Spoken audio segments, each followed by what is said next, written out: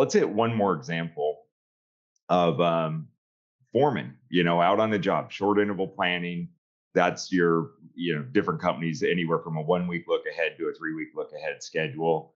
And that this is where the action really happens. I mean, most of productivity happens on that short interval plan and the ability to actually get the task done that we plan to get done. So when you're starting up, that's pretty much like, what is that? Projects likely don't require one. If the owner of that company came from a larger organization and started up, they may actually use that tool on the projects.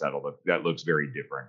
Whether somebody came from a higher level role at a larger company and then started the business, or somebody took, what I call like the craftsman route and was, a great carpenter or a great electrician or, plumber, and then started up their business from there, just coming straight out of the field. Those two startups look a little bit different, but likely the projects you're working on, they just simply don't require one, and you got it all in your head.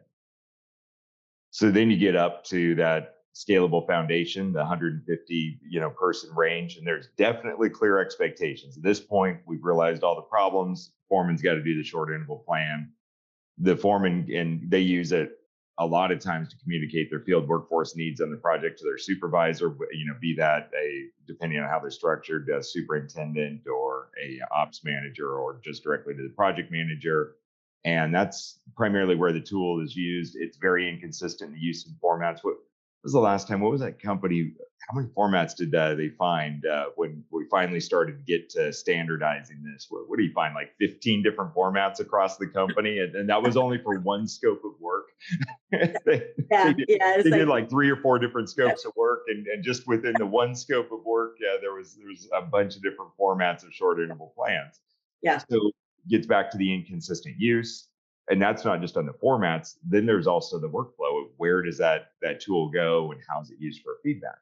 right. So then you get all the way over to kind of the 6 plus, and they, usually at that stage, they're tasking the project in the very beginning at the planning phase. So the tasks are already predetermined. Those tasks happen to be tied to the estimate in terms of cost, budget, schedule, all that.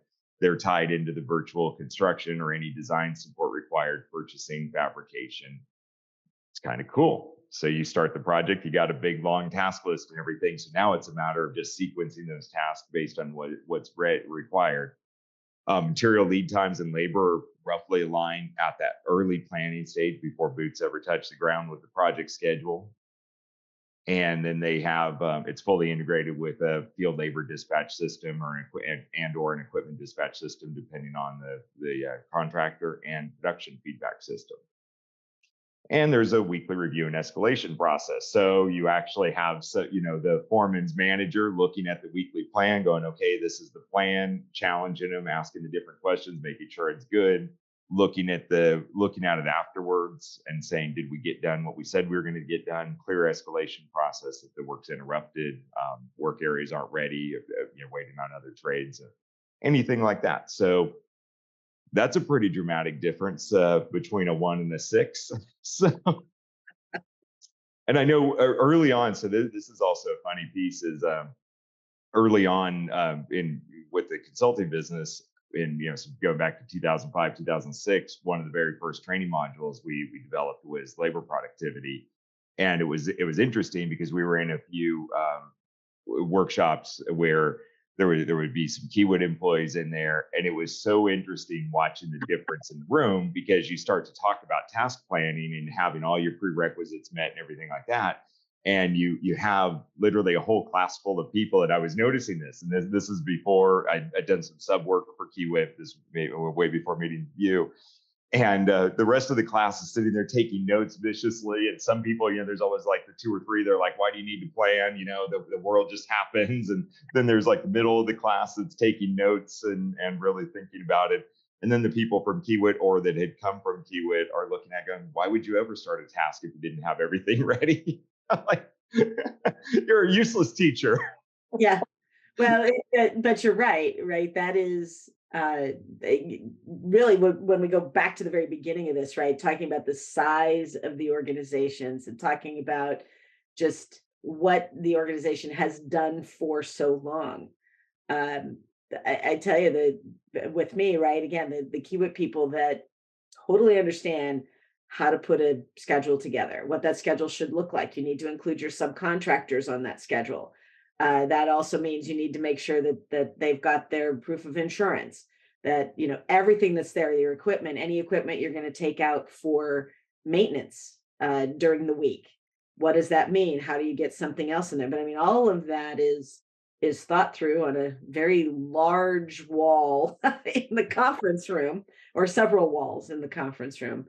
But it is literally the culture of doing that. And again, so moving from that 6+ contractor, and knowing that you've got all that, and going to someone who is trying to grow to something like that, right? But that might be a stage 3 or stage 4. There's a lot of backing up you have to do, because you can't just implement all these, like you said, taking the 6+ processes and try to bolt them onto a 3, that 3 size contractor just doesn't work. There's there's training that has to go with that. There's a bit of a culture change. There's literal behavioral management that needs to happen to be able to put that in, because people have to understand that this is the new way, and this is what you're going to do and going to continue to do.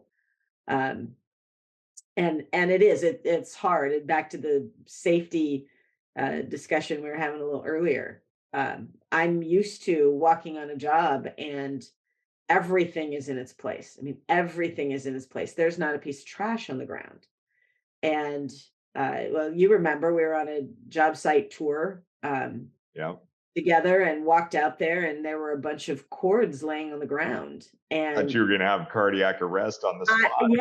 yeah, I got to the top of the stairs and looked at it. I was almost paralyzed. I almost couldn't move. I'm like, what do you do with all these cords on the ground? Somebody's going to get hurt.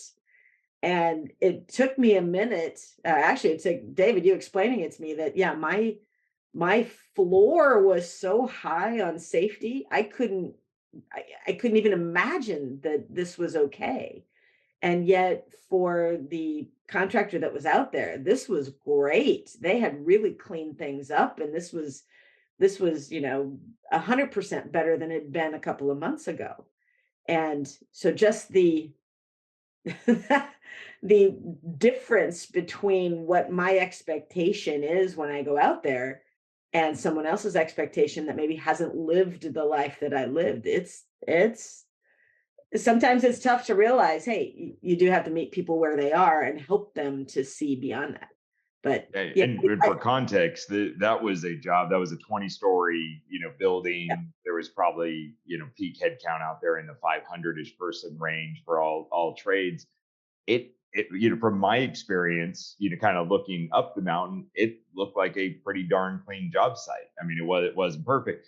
And yet you were having a complete, like, oh no, they could do this and they could do this and they could do this. Your situational awareness of the details that you saw as compared to what I saw, what our client was seeing, were just completely different. And so it was a perfect example of floors and ceilings. yeah, yeah, So in this one, this is an interesting one that I like this example of short interval planning, because unlike what we just went through with the project management function, this is one that a lot of elements of these kind of best practices that are in this 6+ size contractor can be pulled all the way back to a much smaller contractor, to somebody even in the 3 or 4 range. Maybe not the whole of the integrated technology systems, but in terms of just how to work through this process. And because this is such a crucial process, and to give an example of it, this is a whole foundation of like the Lean Construction Institute, is that they did studies of short interval plans, and they found that a typical project for any typical specialty contractor, their weekly work plan, only about half the activities happened as planned, not because the particular specialty contractor wasn't doing their job, just because the work area wasn't ready, or labor wasn't available, or material wasn't available. Something occurred, doesn't matter what it was, but they only accomplished about 54% of the task as they planned them for the week. Doesn't mean they weren't busy for the week or anything, just they didn't do it as planned. And then if they only focused on that one metric of just making sure that the weekly work plan happened as best possible, the way it was planned, you're always going to have rain days and things like that. Once it got into the 85% or above range as an average for the week, the project the projects as a whole perform dramatically better on all aspects, from quality to safety to overall project duration to profitability. So this gets me back to, after my recognition in 2006 2007 of doing a lot of labor productivity workshops, which I thoroughly enjoyed, and then watching the difference between the younger project engineers, project managers, foremen, superintendents that were in those classes that came from companies that like Kiewit, or you guys have a kind of a lineage of some other contractors that you spawned and things like that, and seeing how they thought dramatically different about project planning and task planning. Then I think I was probably 2008, 2009. I'm in Las Vegas. I'm at an industry conference and I'm doing that same labor productivity workshop.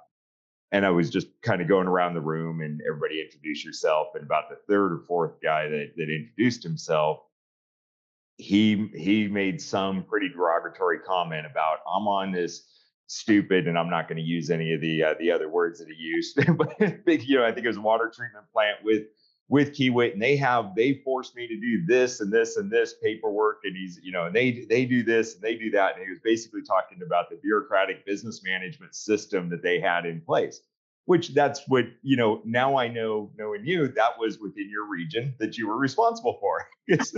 So you were the business manager, you were forcing these bureaucratic processes. So I'm going, and then I hear three or four other, contractors throughout the room. I think there's probably 60, 80 people in the room. They started to pipe up, and I'm going, wow, it's like 7 minutes into this class. I've already lost control. I haven't even started. I'm on the intro slide.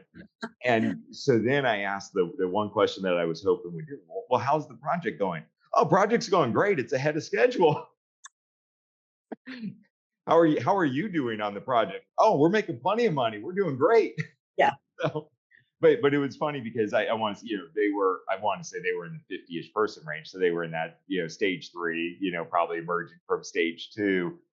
And he didn't fully understand it, but you had an overall subcontractor management system where you enforce some of those basic processes and procedures down about planning and safety and quality control and such. And it was interesting that he kind of paused and he thought about it, and then at least he was quiet for the rest of the class, and I was able to get through it. But it was just interesting, and I always wonder if I could go back. Did he really pull in the cause and effect of that? Right. Or not. So I'm super interested to hear, later on about how you drove some of those processes down to really manage the subcontractors and therefore help pull them up and help grow them over time.